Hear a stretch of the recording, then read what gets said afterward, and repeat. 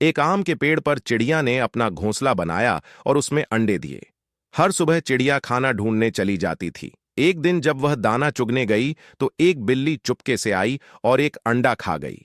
चिड़िया वापस लौटी तो टूटे अंडे देखकर रो पड़ी, लेकिन उसने समझ लिया कि यह काम किसने किया है।